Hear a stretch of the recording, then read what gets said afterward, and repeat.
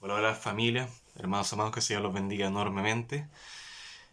Aquí con un poquito de frío, bueno, después me abrigo, en todo caso estoy con pura polera, pero está bien nublado, por lo menos acá en Puente Alto, estuvo cayendo un poquito de lluvia, vamos a ver si esto continúa, y, pero ahí tranquilo.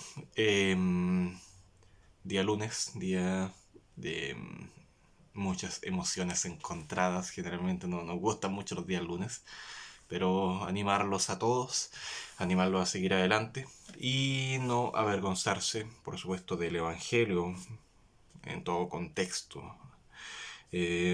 Romanos 1:16 dice: porque no me avergüenzo del Evangelio, porque es poder de Dios para salvación a todo aquel que cree, al judío primeramente y también al griego. Bueno, el contexto en el que se está tratando esto es, es muy complejo. Miren, voy a contar una historia. El sábado, el sábado hace 2 días, estaba en el trabajo, estaba conversando con un compañero de política. Entonces esa conversación la tornamos un poquito hacia lo que es la moral, lo que es bueno y lo que es malo. Y luego esa conversación de la moral lo tornamos un poquito a lo que es el Evangelio. Entonces, claro, lo que él necesitaba en ese momento, más que hablar de política y tener aclaraciones que quizá yo no le sirviera mucho tampoco, pero lo que más necesitaba era el Evangelio. Entonces, claro, yo podría haberme avergonzado por el contexto en el que estaba ahí. Había mucha gente escuchando de partida, mucha gente atenta, mucha gente incluso burlándose de esto. Eh, Me ha pasado en el trabajo que empiezo a hablar de estas cosas con otro y llega otro y empieza a cantar: Dios está aquí. Claro, se entiende esa burla, y en cierta medida la respeto, si no, no sé. Sí, todo es chiste, en nuestra cultura chilena al menos todo es chiste, así que eh, me, ánimo, ánimo y bueno, que el Señor obre en sus vidas de alguna forma, pero, pero aún así no es para denigrarlo, sí, sí. No estoy en este caso hablando de eso. Pero bueno, en el contexto de Romanos, el avergonzarse sería una cosa creo que un poquito más complicada. Estamos en una cultura donde no adorar al César sería al emperador, sería una cosa digna de abominación y de juicio y de muerte incluso, donde el cristiano era constantemente visto en menos, donde era visto incluso como algo peligroso que atentaba contra las costumbres, donde los romanos podrían ver esta crucifixión de Jesús como la más humillante muerte, donde verían en comparación con sus dioses poderosos, a pesar de los múltiples defectos que tenían, a un Dios que moría en forma humillante. Y eso con los romanos, con los griegos había muchas otras cosas también que podrían decirnos que el mensaje era digno de que nos avergonzáramos de eso. Había razones para avergonzarse, pero aún así, eh, al menos Pablo no lo haría, no se iba a avergonzar del Evangelio. Y quería que los creyentes que estuvieran en Roma, los santos, llamados a ser de Jesucristo, amados de Dios, llamados a ser santos en Roma, tampoco se avergonzaran de la realidad del Evangelio. Bueno, seguimos conversando con mi compañero, terminamos de conversar y creo que logré predicar el Evangelio. Pero bueno, después de eso me fui a otro lugar en el trabajo, después volví y cuando regresé estaban otros compañeros conversando sobre otro asunto, también relacionado con la fe. Quisieron seguir conversando ellos solos sobre ese tema y llegaron a la conclusión de que tenían que hacerme una pregunta a mí. Bien, la pregunta era si Dios aborrecía a los homosexuales. Bien, eh, más allá del contexto de la palabra aborrecer y más allá de entender que Dios ama al pecador, entendiendo el, las implicaciones de la palabra, por supuesto también, que creo que ya lo expliqué en otro video.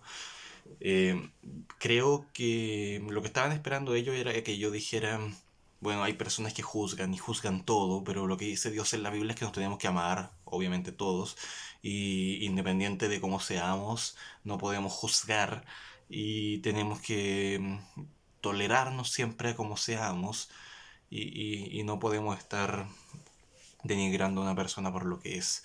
Ellos, claro, esperaban que yo entregara un mensaje progresista, en este caso de incluyámoslos a todos y Dios nos ama de todas formas y como diría Marción en la antigüedad, Dios es amor y punto.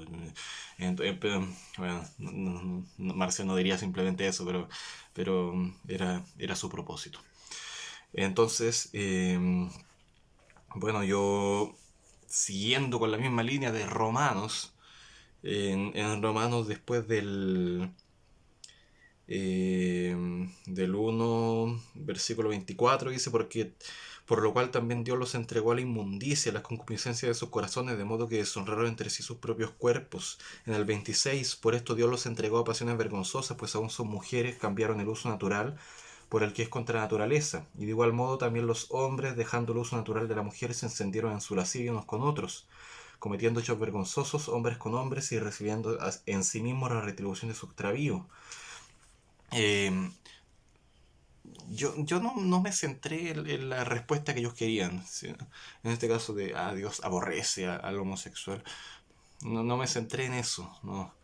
Creo que ese término implica mucho como para explicárselo a un montón de gente que simplemente quería una respuesta rápida, que es el contexto donde yo estaba. Entonces yo me limité a decir, lo que para Dios es pecado, es pecado.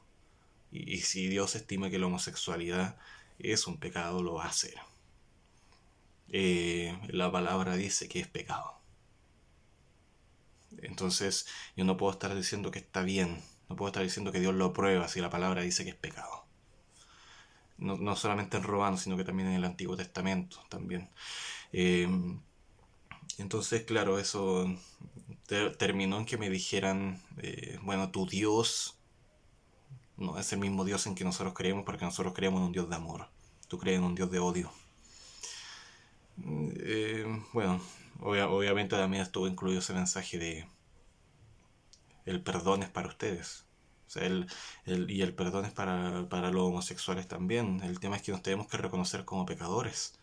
Cuando no queremos aceptar que algo es pecado, estamos eliminando esa posibilidad de perdón de parte de Dios. Queremos que Dios nos perdone siempre, pero no queremos arrepentirnos. ¿Cómo Dios nos va a perdonar si no nos podemos arrepentir? ¿Cómo Dios va a perdonar a los homosexuales que tanto amamos en esta cultura si no les decimos que tienen que arrepentirse por su pecado? ¿Cómo Dios va a perdonar a los homosexuales si ellos nunca se arrepienten por su pecado? Y estoy solamente centrándome en los homosexuales. Hay muchas otras cosas que podría mencionar acá. Pero aún así son llamados al arrepentimiento. No es el pecado imperdonable en este caso, sino que son personas que pueden alcanzar el perdón de Dios, pero tienen que llegar con arrepentimiento. No simplemente llegar a Dios y decirle, Señor, tú me perdonas porque eres Dios y tienes que hacerlo, y si no lo haces, estás en un problema porque estás siendo malo, y tú no puedes ser malo porque eres Dios de amor. Entonces, tienes que perdonarme sí o sí. Independiente de que yo reconozca lo que es pecado, tú me vas a perdonar. Y cuando llegue el día del juicio, yo te voy a decir, Dios, tú eres Dios de amor. No puedes condenarme. No puedes condenarme porque tú me amas. Y a pesar de que nunca me arrepentí. No. No, miren, bueno, simplemente quiero leer el texto de en la NTV, que es una paráfrasis bien buena. Yo al menos la estimo paráfrasis. Perdón si ofendo a alguien. Eh, pero muy buena. En el 1.24 dice, entonces Dios los abandonó para que hicieran todas las cosas vergonzosas que deseaban en su corazón. Como resultado usaron sus cuerpos para hacerse cosas viles y degradantes entre sí. Voy a leer el 25 también. cambiaron la verdad acerca de Dios por una mentira y así rindieron culto y sirvieron a las cosas que Dios creó, pero no al Creador mismo, quien es digno de eterna alabanza. Amén. Por esa razón Dios los abandonó sus pasiones vergonzosas. Aún las mujeres se rebelaron contra la forma natural de tener relaciones sexuales. Mira la palabra que ocupa la NTV acá. Esta versión, la nueva traducción viviente. De forma de tener relaciones sexuales y cambiaron y dieron rienda suelta al sexo unas con otras. Las mujeres por su parte, en lugar de tener, los hombres digo por su parte, en lugar de tener relaciones sexuales normales con las mujeres, ardieron en pasiones vergonzosas unos con otros. Los hombres hicieron cosas vergonzosas con otros hombres y como consecuencia de ese pecado sufrieron dentro de sí el castigo que merecían. Eh, por pensar que era una tontería reconocer a Dios, él los abandonó sus tontos razonamientos y dejó que hicieran cosas que jamás deberían hacerse. Eh, bueno, creo que la NTV no ayuda mucho y es un poquito más clara en este aspecto. Es pecado, es pecado. Y Dios perdona el pecado, pero hay que arrepentirse. Si nos avergonzamos de llamar a lo que es pecado, pecado, si nos avergonzamos de darle la oportunidad a las personas de arrepentirse, de reconocer cuál es su pecado, nos estamos avergonzando del Evangelio. Así de simple. No digo que esto sea solamente el Evangelio. El Evangelio no es solamente llamar pecador a una persona, no es eso. No es eso, no. Pero parte por eso, es el paso uno. Entonces, tenemos que llevar a las personas primeramente a el convencimiento de pecado. Y acá está esta cosa, eso lo hace el Espíritu Santo, sí. Sí, pero tiene que salir de nuestras bocas primero. El Señor nos quiere usar a nosotros de esa forma, para que llamemos a otros al arrepentimiento, para que llamemos pecado a lo que es pecado, para que personas a través de eso, bueno, el Espíritu Santo obre en su vida y pueda decir lo que Él dijo es verdad, tiene razón. Si negamos este mensaje de esto es pecado, digno de juicio, de condenación, de aborrecimiento de parte de Dios, estamos negando el Evangelio, estamos negando y nos estamos avergonzando del Evangelio porque estamos simplemente negando el perdón. Dios, ¿qué va a perdonar si no hay nada que perdonar? No nos avergoncemos del Evangelio, hermanos. Prediquemos bien, prediquemos desde el comienzo bien, partiendo por la realidad de que somos pecadores.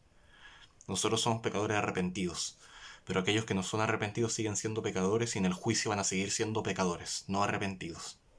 Van a ir a la condena eterna.